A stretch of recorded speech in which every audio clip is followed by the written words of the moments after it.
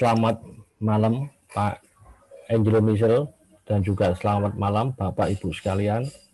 Terima kasih kepada Pak Angelo Michel atas ketersediaan menjadi narasumber ya yang mungkin keempat atau kelima kalinya. Ya, dan juga kepada Bapak Ibu sekalian juga terima kasih atas partisipasi pada malam hari ini. Sebelum acara kami mulai, saya ingin membacakan kurikulum vitae mengenai beliau ya. Tahun 1990 sampai sekarang beliau sebagai Business Development Director dari Metastock versi 1.0 Authorized Dealer. Ya, jadi Bapak Angelo ini sebagai direktur dari perusahaan distribusi Metastock ya di Indonesia.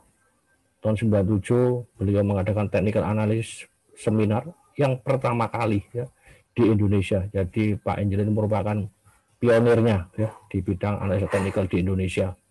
Tahun 97 trading saham.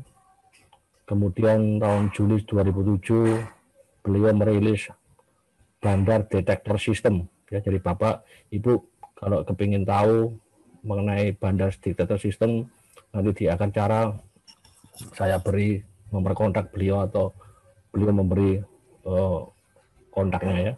Kemudian Maret 2008 merilis AMTA in Bearish System ya. AMTA itu singkatan dari Angelo Michel Technical Analysis ya. Kemudian Oktober 2009 merilis AMTA Swing System.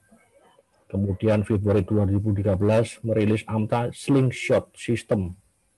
Kemudian pada tanggal 29 Agustus 2013 beliau mengadakan sistem trading expo ya, pameran ya. Kemudian Februari 2016 meraih sertifikat kompetensi CTA dari BNSP, Badan Nasional Sertifikasi Profesi. Kemudian tahun April 2017 sampai sekarang beliau mendevelop dan maintain Arrow Trading System untuk RHB Securities. Kemudian masterpiece beliau ya yang terakhir ya, atau yang paling up to date itu Oktober 2018 itu merilis AMTA Bandar Logi System. Ya, jadi Bapak Ibu yang ingin tahu atau ingin mendapatkan sistem-sistem yang pernah beliau hasilkan, nanti bisa kontak beliau. Ya, tanpa membuang waktu, tempat dan waktu kami silakan pada Pak Angelo Michel untuk memberi pemaparan materi. Silakan Pak Angelo Michel. Ya, terima kasih Pak Tekjen untuk waktunya. Saya langsung share screen saja ya. Baik, selamat malam Bapak Ibu semua. Malam ini saya akan membahas kesalahan yang umum dalam menggunakan analisis teknikal ya. Biasanya ini dilakukan oleh mereka yang baru belajar technical analysis. Ada caranya yang masih kurang seksama sehingga bisa mempengaruhi hasil analisa mereka ya. Ini kita berarti berbicara chart ya, penggunaan chart baik itu chart harganya, volume, dan juga khususnya indikator ya. Nah, kalau kita melihat apa itu yang disebut dengan indikator? Indikator ini adalah perhitungan matematika yang dapat diterapkan dengan menggunakan komponen harga dan volume ya. Atau bisa juga dengan menggunakan indikator lain yang merupakan hasil dari harga dan volume juga. Ini bisa digunakan untuk grafik di saham, forex ataupun komoditi ya, future. Nah, hasilnya adalah suatu nilai yang dapat digunakan untuk mengantisipasi perubahan harga di masa depan. Nah, menarik ya di sini menggunakan kata mengantisipasi, yang di dalamnya sebenarnya mengandung makna forecast ya. Dan forecast ini bukan prediksi ya. Jadi kita sebetulnya tidak memprediksi. Kenapa? Karena prediksi adalah pernyataan tentang sesuatu yang akan terjadi di masa depan, tapi tanpa dasar data yang jelas. Misalnya, dukun atau paranormal. Nah, mereka menggunakan data untuk meramal masa depan, tapi datanya nggak jelas. Itu bisa berupa mungkin tulang-tulang yang diserak, ya.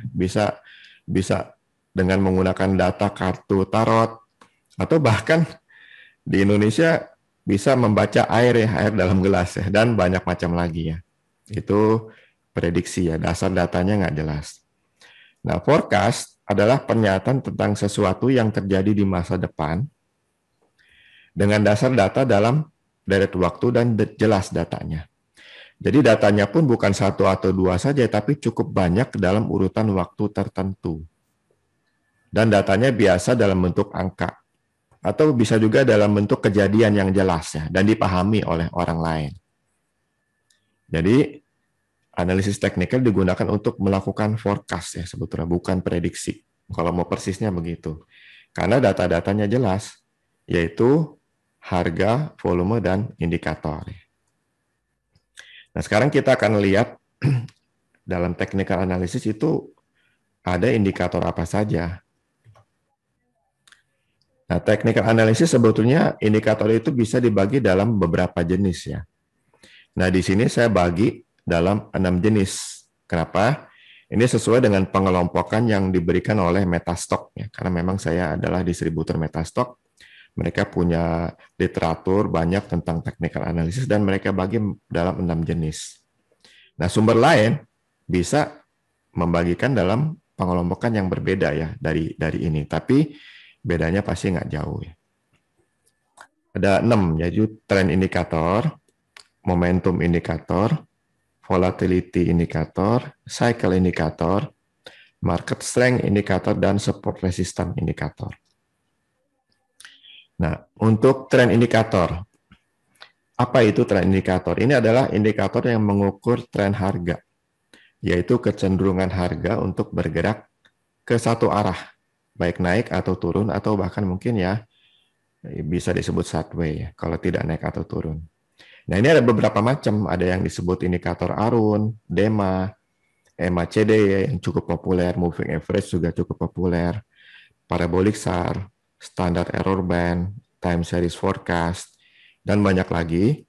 Ini semua adalah indikator-indikator dalam keluarga trend indikator. Lalu ada indikator dalam keluarga momentum. Ini untuk apa? Ini adalah untuk mengukur momentum kecepatan harga selama periode tertentu. Nah, sifat indikator ini adalah leading indikator. Maksudnya arah ke depannya dia lebih dahulu kasih tahu. Berbeda dengan yang sebelumnya tadi, trend indikator itu dia sifatnya lagging. Jadi selalu terlambat, tapi tujuannya adalah untuk mengkonfirmasi trennya itu sudah naik atau turun. Nah, kalau momentum, dia leading. Dia kasih tahu sebentar lagi harga akan naik atau turunnya. Nah, beberapa yang cukup terkenal adalah CANDE, ya, CCI, ya, Commodity Channel Index, RSI, Relative Strength Index, Stochastic, Swing Index, Williams R, dan banyak lagi. Kemudian ada lagi yang namanya Volatility Indicator. Untuk apa ini? Ini untuk mengukur volatilitas, yaitu gambaran fluktuasi hari per hari dari harga itu. Nah, ini juga leading indikator. Dia bisa kasih tahu lebih dulu forecast harga mau kemana ya. Beberapa contohnya adalah Bollinger Band ya, ini cukup terkenal. Lalu average true range, Chaikin volatility, ini mungkin jarang didengar ya. Commodity Selection Index, dan lain-lain. Nah, berikutnya lagi yang masuk dalam cycle indikator. Ini adalah indikator untuk lokasi waktu ya. Lokasi waktu di mana arah berubah ya, sesuai dengan siklus-siklus tertentu. Bahkan data yang bisa digunakan adalah pergerakan planet ya, migrasi burung, dan macam-macam ya. Atau bisa juga ukuran waktu seperti bulanan ya, atau 6 bulanan atau tahunannya. Dan ini juga sifatnya leading, karena dia memberitahu lokasi waktu tertentu harga akan berubah arah. Nah, beberapa contohnya adalah cycle lines, Fibonacci time zones, Fourier transform. Nah, ini mungkin juga jarang didengar ya. Tapi ini semua ada di aplikasi Metastock. Lalu ada lagi yang namanya market strength indicator. Ini adalah indikator untuk mengukur kekuatan pasar yang diwakili oleh volume. Nah, umumnya volume yang lebih tinggi, volume ini adalah yang dimaksud adalah volume transaksi ya, jadi transaksi yang sudah ada yang dicerminkan dalam grafik dalam bentuk histogram. Nah, umumnya volume yang lebih tinggi itu menggambarkan pertambahan pelaku pasar. Umumnya begitu. Demikian pula sebaliknya, kalau volume yang lebih rendah menggambarkan pelaku pasar yang berkurang. Contoh-contohnya money flow index ya, on balance volume, dan volume itu sendiri itu juga sebetulnya bisa menjadi indikator ya. Walaupun dia adalah data utamanya ya dari chart teknikal dan lain-lain. Kemudian ada lagi support resistance indicator. Nah, ini adalah line studies ya, kita melakukan studi garis untuk menemukan kenaikan dan penurunan harga yang berulang di satu level tertentu atau di satu tren tertentu ya. Nah, kalau di satu level tertentu itu menggunakan horizontal line. Lalu ada lagi tools yang berperan sebagai support resistance namanya Andrews Pitchfork. Lalu ada lagi quadrant lines, speed resistance lines, Fibonacci retracement, Fibonacci extensions, dan projections. Ada lagi namanya Tyron levels ya. Mungkin beberapa jarang didengar juga ya. Jadi ini semua indikator yang bisa kita manfaatkan dalam bidang studi technical analysis untuk membantu kita memforecast kedepannya harga itu mau kemana. Apakah lanjut naik atau berubah arah jadi turun, atau sebaliknya lanjut turun atau berubah arah menjadi naik, atau bahkan mungkin dari naik atau turun berubah menjadi sideway ya, tidak bergerak naik atau turun. Tetapi cara menggunakan indikator ini harus benar juga.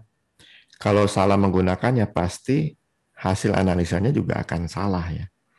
Nah, maka kita akan bahas 4 kesalahan yang paling umum yang dilakukan oleh para analis teknikal dalam menggunakan indikator ya, atau melakukan analisis teknikal ya.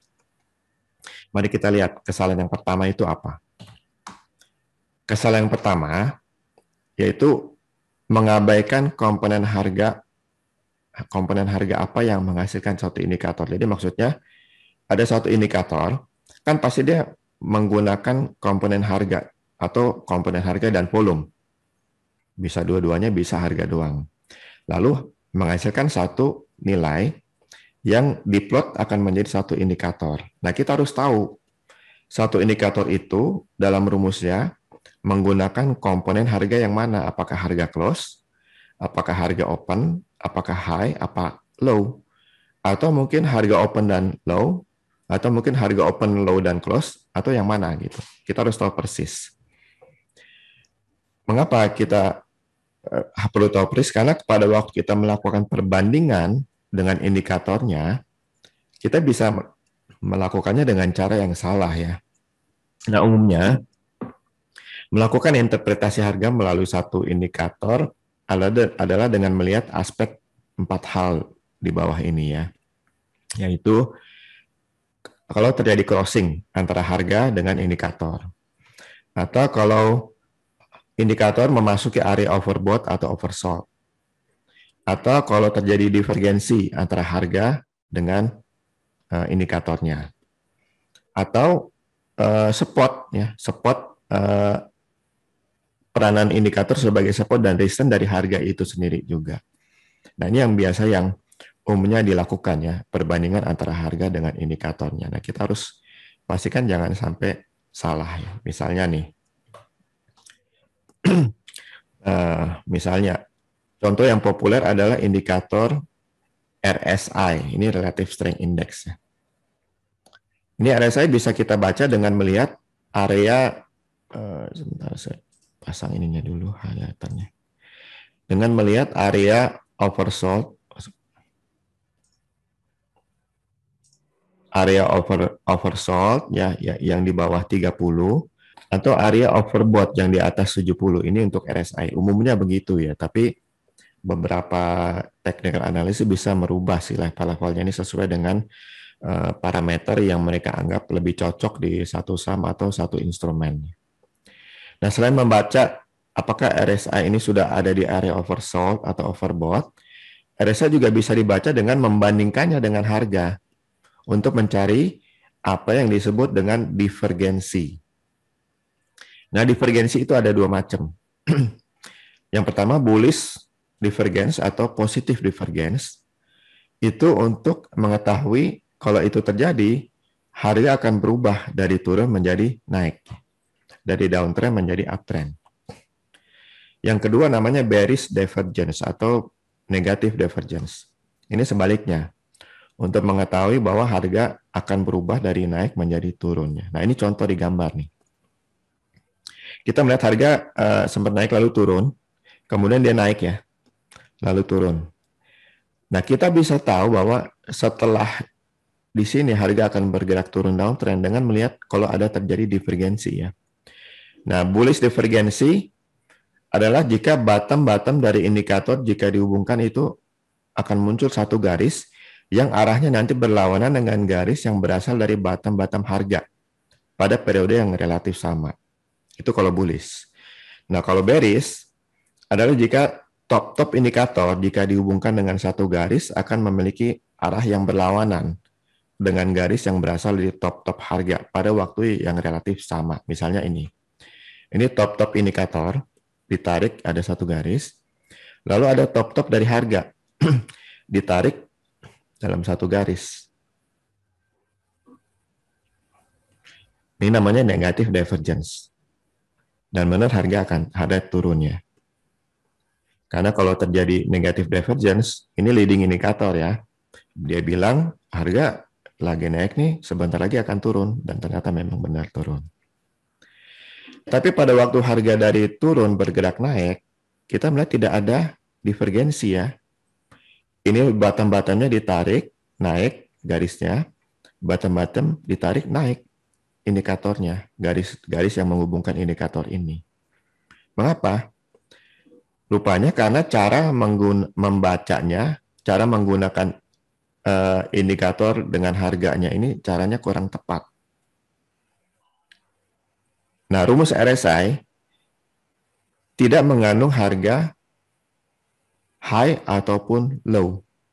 Dia hanya menggunakan komponen harga closing. Jadi indikator ini berasal dari perhitungan satu rumus yang hanya menggunakan komponen harga closing doang dari harga ini, bukan high atau low-nya. Maka pada waktu ditampilkan ya kita jangan tampilkan harga open high low close seperti candle ini. Karena yang digunakan hanya closing-nya kok. Jadi yang ditampilkan harusnya adalah harga close-nya saja. Di chart itu akan dinamakan menjadi line chart ya, bukan candlestick chart. Nah, kita lihat hasilnya. Kalau kita menggunakan bukan candlestick chart atau bar chart, tapi kita menggunakan line chart yang hanya menampilkan harga closing-nya saja, baru akan terlihat jelas bahwa lebih relevan antara indikator dengan harganya ya. Nah, ini closing-nya nih. Closing-nya doang. Nah, kalau kita lihat dari line chart, tidak ada bottom. Garis yang menghubungkan dua bottom ini turun. Sementara indikatornya bottom-bottom dari RSI dihubungkan garisnya naik. Nah, inilah disebut bullish divergence. Harga tadinya turun akan menjadi naik ya. Nah, ini adalah satu kesalahan umum sewaktu ingin membuat perbandingan harga dengan indikatornya jadi nggak relevan ya. Jadi kita harus tahu dulu suatu indikator itu komponen harga apa yang digunakan untuk menghasilkan indikator itu dalam rumusnya ya. Memang jadi kita harus pelajari ya, tahu tiap indikator itu rumusnya apa. Jadi memang cukup makan waktu aja. Jadi mungkin kita jangan gunakan banyak indikator ya kalau kita ingin menggunakan dengan cara yang tepat ya. Contohnya ya kita gunakan satu contoh ini aja RSI ya. Kalau kita gunakan contoh yang lain kita harus pelajari lagi nanti rumus-rumusnya. Yang jelas prinsipnya adalah pastikan pada waktu membandingkan harga dengan indikatornya harus relevan komponen harga mana yang digunakan dan pada waktu kita mau bandingkan, tampilkanlah harga yang terpakai oleh indikator itu ya. Oke, itu satu kesalahan umum. Yang pertama. Nah, yang kedua adalah menggunakan indikator yang tidak cocok dengan chart harganya atau mungkin tren harganya ya. Misalnya, ini stokastik. Stokastik itu tidak cocok digunakan pada situasi harga yang sedang melakukan atau berlangsung tren yang jelas yang kuat ya. Seperti ini kan downtrend. Kita nggak bisa menggunakan stokastik di downtrend atau sebaliknya di uptrend ya. Kita hanya bisa menggunakan stokastik di harga yang sedang bergerak sideways atau ya sideways, tidak melakukan uptrend atau downtrend yang signifikan ya. Jadi hanya yang sideways lah baru kita bisa menggunakan stokastik. Kenapa? Contohnya di sini. Stokastik kan akan sulit kita beli kalau dia menembus dari area oversold, yaitu dari bawah 20 ke atasnya ya, itu kan signal beli. Nah, coba kita lihat di sini signal beli. Kalau kita ikutan kita beli di sini, ternyata nggak lama kemudian dia balik lagi ke area oversold. Nah, ini kan jadi false signal. Signal beli lagi, balik lagi ke oversold. Ini jadi false signal akhirnya, dan seterusnya ya. Bolak-balik di atas, di dalam oversold dan ke atas oversold, dia bolak-balik di situ. Kenapa? Karena memang sedang downtrend kuat, nggak cocok kita menggunakan stokastik ya. Ini juga false ya, karena downtrendnya kuat. Begitu pula dengan uptrend. Kalau lagi uptrend kuat, jangan gunakan stokastik. Nanti kita akan jualan padahal harga masih terus berlanjut naik ya. Sayang, profit kita terdiskon banyak ya, karena kita menggunakan stokastik di tengah-tengah uptrend yang kuat. Ini stokastik hanya cocok di area konsolidasi atau sideways atau kongesti ya istilahnya. Jangan di uptrend atau downtrend yang cukup signifikan. Nah, contoh lain adalah menggunakan indikator moving average. Nah, moving average ini cocok nih kalau untuk menggunakan di downtrend ataupun uptrend. Tapi jangan digunakan pada waktu sideways begini atau konsolidasi ya. Ini pasti akan banyak false signalnya. Misalnya nih, kan kita akan beli kalau dia golden cross ya, cross ke atas. Mungkin kita mau beli, ternyata balik lagi. Beli ya, balik lagi ya. Nah, kita banyak false signal di sini. Beli, nah di sini mungkin kita profit, tapi kan kita mau jualnya kalau dia dead cross ya. Nah, ternyata nggak bisa profit atau bahkan mungkin BEP. Jadi nggak efektif sama sekali.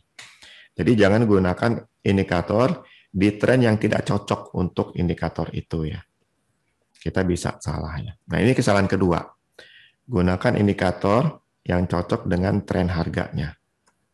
Umumnya, momentum indikator atau volatility indikator itu digunakan pada trading range, harga yang berada dalam trading range ya, bukan dalam uptrend atau downtrend. Seperti ini trading range. Lalu moving average cocok kalau digunakan untuk harga yang cenderung lebih membentuk tren, entah itu uptrend ataupun downtrendnya. Itu baru cocok, profitnya bisa bagus sekali ya. Nah, itu kesalahan kedua, menggunakan indikator yang tidak cocok. Nah, kesalahan ketiga, menggunakan chart atau grafik yang tidak adjusted. Maksudnya apa? Sewaktu-waktu satu emiten atau saham itu mengadakan corporate action yang bisa mengubah jumlah listing shares-nya di pasar modal. Corporate action yang bisa menyebabkan hal ini ada paling tidak 5 macam ya. Yang pertama kalau ada saham bonus, yang kedua kalau ada dividen, tapi dividennya bukan dalam bentuk rupiah, tapi dalam bentuk saham. Lalu kalau ada split ya, atau ada reverse split, dan kalau ada right issue. Nah, ini semua 5 ini akan merubah jumlah saham yang listing, yang masuk ke pasar modal untuk ditradingkan oleh publik. Nah, ini harus di-adjust nih historisnya kalau itu terjadi sesuai dengan rasionya ya. Rasio yang ditetapkan ya oleh emitennya ya. Biasa kita dengar pengumumannya. Mungkin kalau stock split misalnya dari satu saham menjadi 5, itu kan berarti kan jadi lebih banyak. Berarti 1/5-nya. Jumlah harganya harus 1/5. Volumenya, jumlah sahamnya harus ditambah jadi 5 kali gitu. Jadi historisnya harus disesuaikan. Kalau tidak disesuaikan, hasilnya contohnya seperti ini nih. Nah, SRTG nih, dia kan ini bulan awal Juni ya. Ini dia kan ada stock split dari nominal 100 menjadi 20. Berarti harganya turun. Harganya turun karena dia turun 1/5 karena jumlah sahamnya bertambah sebanyak 5 kali. Maka harga turun sebanyak 5 kali atau jadi 1/5-nya, tapi volumenya nanti akan bertambah menjadi 5 kali. Dan yang harus dirubah itu historisnya ya, historisnya, bukan yang harga terkininya, karena harga terkininya itu adalah harga yang real. Nah, pada waktu kum, ini kan X-nya ini sudah execute ya. Pada waktu kum itu sudah bukan harga real lagi. Karena kalau kita pakai harga ini nanti value-nya tidak akan sesuai ya dengan value yang sebenarnya. Nilai saham itu nggak sesuai. Harus di-adjust. Nah, di-adjust nanti hasilnya bagaimana? Hasilnya seperti ini ya. Jadi sebetulnya kalau kita lihat sebelum di-adjust, kita lihat, oh ini harganya anjlok. Padahal nilai sahamnya tidak anjlok. Malah kalau kita melihat setelah di-adjust, nilai sahamnya itu naik. Nah ini baru harganya sesuai dengan corporate action yang terjadi ya. Ini harganya nih. Sebelumnya tidak sesuai dengan corporate action. Nah ini sudah sesuai. Nah, dari mana kita bisa tahu bahwa suatu saham itu sudah mengalami corporate action sehingga historisnya harus disesuaikan agar analisis teknikal kita tidak ngaco. Nah, kita bisa periksa ke situs idx.co.id untuk mendapatkan informasi corporate action-nya. Caranya adalah kita masuk ke link ini. Nah, lalu di bagian search-nya kita ketik harga teoritis. Harga teoritis lalu kita cari, nah akan keluar nanti daftar harga-harga saham yang mengalami corporate action yang nanti harus di-adjust. Dan ini pengumuman yang disortir berdasarkan harga teoritis ini, setiap pengumuman yang akan memberikan rumusnya. Nanti akan mempermudah kita untuk kalau kita punya data ya, yang kita punya data yang kita mungkin olah sendiri, kita tahu adjustnya bagaimana. Nah, pengumumannya kira-kira seperti ini. Ini contoh BBYB pada 9 Juni kemarin nih. Jadi kumnya itu di 9 Juni di harga 424. Nah, itu berubah menjadi 410 dengan rumus ini. Dengan rumus ini rasionya dari 8 pemegang saham lama mempunyai satu hak untuk membeli satu saham baru dengan harga rate-nya Rp300. Nah, ini harus di-adjust nih, ada rumusnya seperti ini. Nah, kalau di-adjust, harga sahamnya akan siap untuk kita lakukan analisis teknikal ya, tanpa risiko bisa ngaco nanti hasil analisa kita. Jadi penting ya untuk menggunakan chart yang adjusted itu satu aturan mutlak. Kalau kita mau menggunakan analisis teknikal harus gunakan chart yang adjusted. Oke, itu kesalahan ketiga yang cukup umum. Beberapa broker sih chartnya itu sudah di-adjust ya, tapi ada juga broker-broker yang belum di-adjust ya. Nah, kita harus hati-hati ya. Kita mungkin gunakan source chart dari sumber lain agar kita bisa menggunakan analisis teknikal dengan tepat. Nah, itu kesalahan ketiga. Nah, kesalahan keempat. Nah, ini mungkin yang agak panjang nih penjelasannya. Yaitu menggunakan lebih dari satu indikator, tapi yang sejenis. Misalnya di sini. Kita sudah pakai indikator money flow index. Ini kan indikator market strength yang menggunakan komponen volume dalam rumusnya. Lalu digunakan lagi indikator on balance volume yang juga sejenis. Ini adalah indikator market strength. Lalu ada lagi indikator trade volume index ya. Jadi semuanya ini sebetulnya dari keluarga indikator yang sama. Ini tidak efektif ya, karena kenapa? Karena setiap indikator ini memang sudah membaca volume. Nanti kita akan dapatkan informasi 3 indikator ini berdasarkan volume, tapi nanti bisa terjadi beda-beda informasinya. Nah, kita akan pilih yang mana? Kalau kita mau bicara, kita akan pilih informasi yang sama. Tapi siapa tahu informasi yang sama itu ternyata adalah false signal. Kan bisa juga.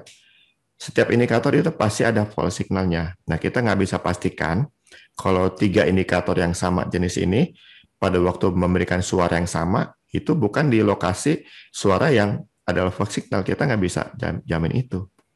Kalau kebetulan di signal yang benar, ya berarti kita bisa anggap mungkin itu saling menguatkan ya. Tapi kan pada waktu tiga-tiganya ada di false signal jadi sia-sia ya persamaan suara itu dari indikator itu. Contoh lain, kita di sini menggunakan RSI, stokastik, dan CCI. Yang tiga-tiganya adalah dalam kelompok momentum atau volatility ya, yang hanya digunakan kalau harga di sideways. Nah ini bisa juga nggak efektif ya. Contohnya deh, di sini pada waktu harga ke area oversold, itu kan kita siap-siap beli ya kan, siap-siap beli. Menurut CCI, tapi menurut stokastik belum di oversold.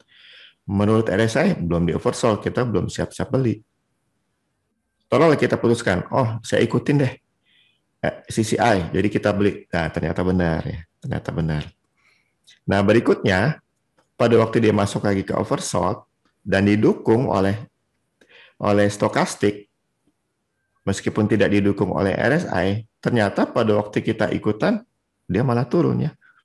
Jadi sia-sia suara stokastik mendukung suara CCI dalam oversold itu bahwa harus beli karena ternyata itu berada di false signal ya. Contoh lagi di sini. Di stokastik dia sudah masuk oversold bahkan signal beli dua di sini. Tapi waktu di sini dia nggak ada di oversold, RSI juga nggak. Jadi hanya sendirian nih stokastik bilang. Kita pikir mungkin karena dia sendirian berarti nggak kuat nih. Tapi kita pada waktu CCI kita ikutin ya. Jadi kita bisa nggak konsisten karena kita menggunakan indikator yang sejenis. Mana yang kita ikutin duluan, apakah kita mau ikutin satu suara yang sama, ternyata bisa jadi false signal ya seperti di sini, nggak efektif ya. Nah di sini dua-duanya bilang beli. Ternyata benar harga naik, tapi RSI nggak bilang itu ya. Di sini stokastik, CCI bilang beli, dia naik, tapi RSI juga nggak bilang beli ya. Stokastik udah sebelumnya dia bilang beli. Jadi nggak sinkron ya, nggak sinkron. Di sini bilang beli, CCI, stokastik bilang beli, dan RSI juga bilang beli ya, karena dia udah sempat di level 30, jadi namanya membal ya di perbatasan oversold, itu kan harusnya signal beli juga. Dan kuat nih tiga-tiga, ternyata malah turunnya. False signal, padahal tiga-tiganya memberikan suara yang sama ya. Jadi terbukti ini tidak efektif. Jadi gimana caranya? Supaya kita bisa menggunakan indikator dengan cara efektif ya. Lebih baik kita menggunakan satu indikator saja dengan parameter yang berbeda. Kalau kita mau tampilkan lebih satu indikator, tapi indikator itu juga, contohnya ya, misalnya stokastik, ya udah gunakan stokastik, tapi kita gunakan parameter yang berbeda. Yang satu yang standar, nah ini yang kita perpanjang, nah ini lebih panjang lagi parameternya. Nah dengan demikian kita bisa membuat satu pembacaan yang lebih relevan. Kalau di daerah oversold itu kan signal beli, mulai beli, daerah overbought kita mulai jual gitu ya. Nah di sini kita mulai dari sini. Di sini stokastik yang lebih panjang, dia memberikan petunjuk bahwa di daerah oversold kita siap-siap beli. Di sini juga di area oversold, stokastik yang lebih menengah ya, kita siap-siap beli. Dan di sini yang standar, kita siap-siap beli. Berarti satu suara kan. Nah kita putuskan kita beli. Dan ternyata benar ya, ini bukan false signal nih. Ternyata benar dia naik, tapi pada waktu sampai di sini, stokastik yang standar dia suruh jual. Karena dia keluar dari daerah overbought, keluar ke bawahnya. Tapi waktu kita mau jual, kita lihat stokastik yang lebih panjang ternyata masih bilang ini belum selesai, dia belum di area overbought ya, belum siap-siap jual, maka kita bisa hold ya. Ini bisa mendukung ya, kita bisa menggunakan ini sebagai mendukung apakah ini valid atau tidak, dan ternyata memang harga masih naik ya.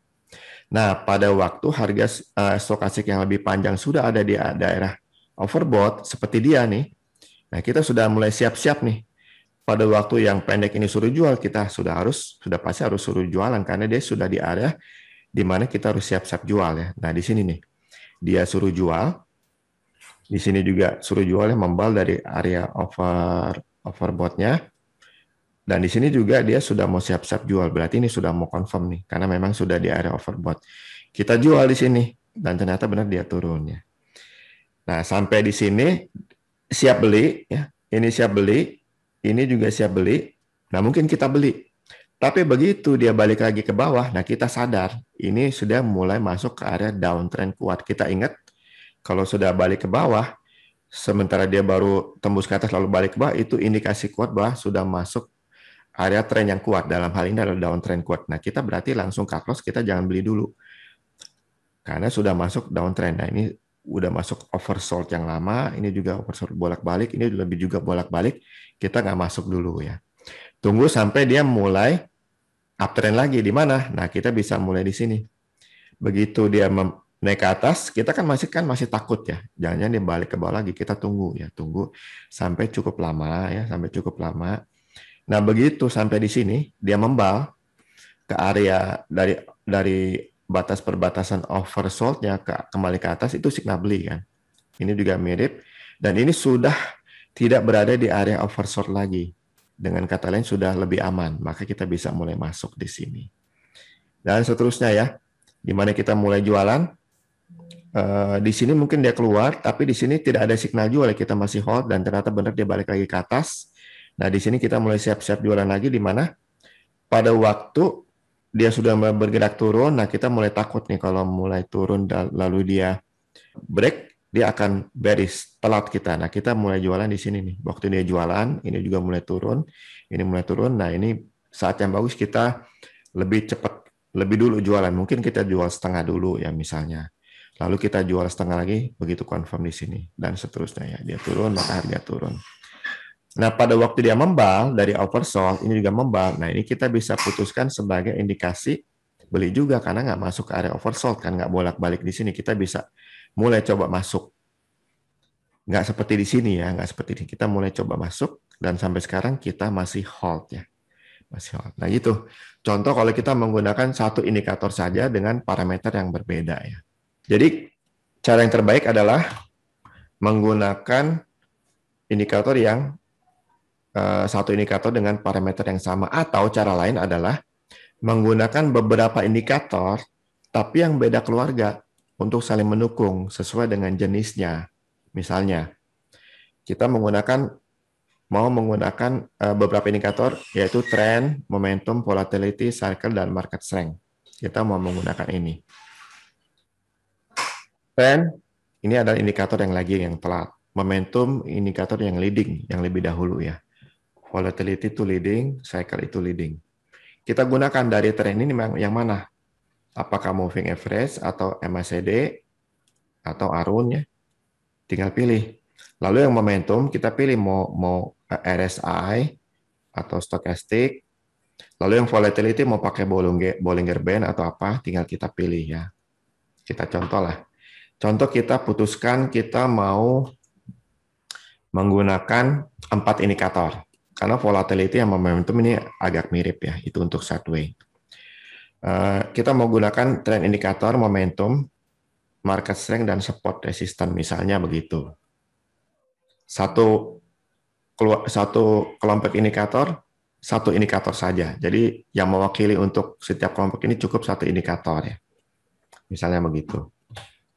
Nah, trend indikator nih, kita mau mulai pakai. Misalnya kita pakai yang trend indikator moving average. Nah, kita gunakan moving average, dan kita bisa gunakan lebih dari satu moving average dengan parameter berbeda ya. Itu bisa relevan ya. Lebih dari satu tapi parameter berbeda. Ini saja sendiri kita gunakan itu sebelumnya sudah cukup ya. Misalnya kita tahu di sini masih downtrend. Kapan dia mulai uptrend? Jangka panjangnya. Nah, mulai di sini. Waktu harga break ke atas indikator yang lebih moving average yang lebih panjang. Berarti di sini kita bisa lebih leluasa trading. Selama dia masih di bawah indikator yang di sini MA60 ya saya pakai, itu masih lebih resiko tradingnya karena harga mungkin naik sebentar, hanya technical rebound lalu turun lagi, jadi kurang aman. Kita trading setelah harga berada di atas indikator moving average 60. Kita putuskan mulai trading nih. Kapan kita belinya? Bisa jadi kita pilih beli pada waktu break di sini, atau kita tunggu sampai ada dukungan dari moving average yang lain misalnya. Misalnya pada waktu harga tembus ke atas moving average yang pendek nih. Kita mungkin belinya, di sini saya mulai beli. Nah, setelah itu kita bisa hold ya. Bisa hold sampai ada signal jual ya. Di sini indikator yang 60 di bawah indikator 20 itu berarti trennya sudah kuat. Lalu indikator 20 di bawah MA 20 di bawah MA 5 ini lebih kuat lagi berarti trennya. Karena moving average yang lebih pendek berada di atas moving average yang lebih panjang ya. Ini berarti trennya sangat kuat. Kita bisa hold lebih lama. Hanya pertanyaannya di mana kita masuknya. Kita bisa gunakan indikator moving average juga, yaitu misalnya masuknya di sini misalnya ya. Itu bisa. Tapi mungkin kita ingin masuknya, oh ini telat nih, sudah keburu naik, kita ingin masuk lebih cepat di harga rendah. Nah, disitulah saatnya kita menggunakan indikator momentum ya, dalam keluarga momentum. Coba kita lihat. Kita gunakan stokastik. Nah, di sini kita nggak akan beli dulu ya, karena di sini masih signal jual. Di mana kita belinya, itu pada waktu harga lagi turun, masuk ke strong uptrend, lalu stokastik masuk ke area oversold. Nah, ini kan signal beli di bawah. Signal beli di bawah, sementara trennya sudah kuat, nah itu satu indikasi yang bagus kita memanfaatkan kesempatan. Berarti di area sinilah kita akan melakukan aksi beli daripada nunggu dari moving average tadi ya. Sudah keburu naik, kita bisa beli di sini ya. Itu contohnya untuk indikator stokastik. Nah, kalau kita mau gunakan stokastik untuk signal jual juga, kita sudah beli di sini ya, masuk ke daerah oversold. Lalu mungkin kita ingin swing trading. Swing trading di area yang kuat ini saya nggak mau hold, tapi saya mau bolak-balik. Beli di bawah, jual di atas. Ya, kita gunakan stokastik. Pada waktu indikator stokastik naik ke atas overbought, di tengah-tengah uptrend masih kuat, kita bisa jual dulu untuk nanti kita berharap nunggu dia koreksi dulu gitu ya. Dia koreksi, kita bisa jual di sini.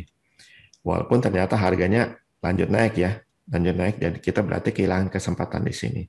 Tapi pada waktu indikator stokastik ke area oversold lagi, inilah saat kita manfaatkan beli di harga yang relatif cukup rendah ya dari uptrend ini ya, cukup rendah karena dia sempat koreksi dikit, beli di rada murah lalu kita hold lagi dan jualnya pada waktu stokastik masuk ke area overbought ya, atau kita bisa tunggu juga kalau dia masuk keluar dari area overbought ke bawah 80.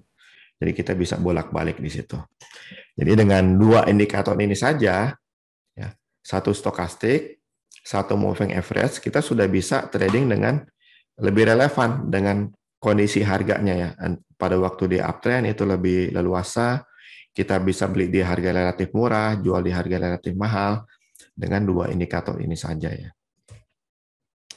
Ini saling mendukung ya, yang satu lagging, moving average, berarti dia terlambat tapi mengkonfirmasi tren ini sudah kuat atau tidak. Yang satu leading, dia lebih cepat tapi suka ada fall signal. Nah, dengan dukungan dari tren yang lagging ini signalnya akan lebih kuat ya dari momentum indikatornya. Kita lihat ini cukup bagus ya, beli di harga rendah karena memang trennya kuat, itu harganya bisa mendapatkan harga yang awal dari reversal setelah dia turun lalu dia langsung naik lagi. Jadi kita bisa lakukan strategi ini ya hanya dengan dua indikator ini. Nah, kita bisa pasang juga, kita tambah yang market strength. Tadi kan baru trend indikator dan momentum, sekarang tambahkan lagi market strength. Nah, dengan support resistance, kita menarik trend line ya, menarik trend line dari sini, mulai dari bottom sini ke bottom sini, lalu kita extend. Nah, kita berpikir bahwa ini adalah lokasi di mana harga akan cenderung berhenti. Berarti kita akan beli di sini, setelah dia rebound ya, lalu waktu dia turun, meski masih uptrend, kena resisten, kita bisa beli lagi kalau mau tambah posisi ya. Di sini juga bersamaan dengan on balance volume-nya bikin high baru, berarti kan uang baru bertambah, pelaku pasar bertambah, itu mendukung banget ya. Nah, pada waktu dia break ke bawah trendan ini, memang itu bisa menjadi signal jual kita kalau kita mau jualannya. Kalau kita mau jual boleh-boleh saja, tapi biasanya sih kalau uptrendnya masih kuat ya, apalagi ini sudah berada di area perbatasan oversold, kita akan hold ya. Toh kalau jual boleh, tapi biasanya akan malah kita beli ya buy on weakness, tambah barang ya, tambah barang pada waktu dia break. Nah setelah itu harga naik, lalu on balance volume menunjukkan pelaku pasar bertambah lagi, dan ini masih menuju ke area overbought-nya, kita masih bisa hold ya. Nah di sini pada waktu stok asing masuk ke area overbought, kemudian pelaku pasar kelihatan mulai berkurang, ini break ke bawah support atau trennya, kita boleh putuskan untuk jual walaupun sebetulnya trennya masih kuat nih. Walaupun trennya masih kuat, kita mungkin mau jualan dulu ya. Siapa tahu dia pullback atau koreksi, nanti kita ambil lagi pada waktu harganya mau rebound lagi untuk rally dan melanjutkan uptrend-nya. Nah, itu contoh-contoh sederhana aja. Kalau kita mau menggunakan indikator yang lebih efektif, gunakanlah cukup satu indikator di satu keluarga. Kalau mau di keluarga tren, gunakan satu indikator di keluarga tren itu. Momentum gunakan satu indikator saja, market trend juga satu, dan support resistance ya itu trend-line-nya. Kita tarik-tarik garis. Jangan menggunakan lebih dari satu indikator di keluarga. Misalnya kita udah gunakan momentum, kita gunakan RSI, kita pakai stokastik lagi, ya itu malah tambah kerjaan kita, malah bisa bias nantinya. Masing-masing cukup satu perwakilan aja. Nah, kalau kita menggunakan analisis teknikal dengan jumlah indikator dan cara yang tepat, akan menghasilkan analisa yang lebih berbobot. Analisa yang lebih berbobot akan menghasilkan keputusan trading yang lebih jitu. Nah, ditambah dengan money management yang sederhana aja, trading itu akan lebih bermutu ya. Dan hasilnya bisa profit yang lebih konsisten. Penggunaan satu indikator itu tidak selalu kompatibel juga ya dengan semua saham. Misalnya stokastik mungkin cocok dengan Telkom, tapi belum tentu cocok dengan Astra misalnya. Jadi dibutuhkan backtest. Backtest untuk mengetahui indikator mana saja yang cenderung cocok untuk suatu saham. Kemudian parameter dari indikator juga belum tentu cocok untuk semua saham. Maka dibutuhkan backtest juga untuk mengetahui parameter berapa yang cocok untuk saham tertentu dari satu indikator. Nah, ini tidak mudah diketahui. Ini butuh jam terbang trading yang lama untuk bisa tahu indikator mana yang cocok dan parameter indikator mana yang cocok untuk satu saham. Tapi aplikasi charting masa kini itu sudah punya fitur backtest yang bisa membantu kita untuk memilih indikator mana yang kompatibel dengan saham tertentu. Nah, ini bisa menghasilkan pemilihan indikator yang lebih tepat, sehingga hasil signalnya itu bisa lebih optimal. Dengan penggunaan indikator yang tepat, dalam jumlah yang tidak banyak, waktu yang dibutuhkan untuk analisa itu jadi lebih sedikit. Kita nggak tersita waktu kita hanya untuk analisa doang. Dan ini akan menghasilkan kinerja trading yang lebih efisien. Kita nggak capek ya, dan kita bisa lebih menikmati trading. Baik, itu Bapak Ibu presentasi dari saya. Terima kasih. Saya senang untuk share moto saya, we can't always forecast, but we can always anticipate. Kita nggak selalu bisa forecast. Nggak selalu kita melakukan studi technical analysis langsung bisa forecast. Nggak selalu, walaupun sering bisa ya. Tapi kita akan selalu bisa antisipasi. Jadi perlu ya trading plan untuk itu. Sampai di situ, Pak Tekjen. Terima kasih Bapak Ibu untuk waktunya. Ya, Pak Angelo Michel, saya udah banyak terima kasih ya. Terima kasih Pak. Selama ini, dan saya minta maaf ya jika ada kekurangan, juga kepada Bapak Ibu sekalian. Saya minta maaf jika ada kekurangan, dan terima kasih sekali atas partisipasinya. Semoga Tuhan memberkati kita semua ya. Semoga COVID cepat berlalu dan kita hidup normal kembali. Ya, mungkin ada akhir kata dari Pak Angelo, silakan Pak. Ya, terima kasih Pak Tekjen untuk waktunya. Semoga bisa bermanfaat ya bagi Bapak Ibu, bisa meningkatkan kinerja tradingnya. Terima kasih untuk semua. Semoga sehat selalu. Ya, sama-sama, selamat malam ya. Malam semua. Dah.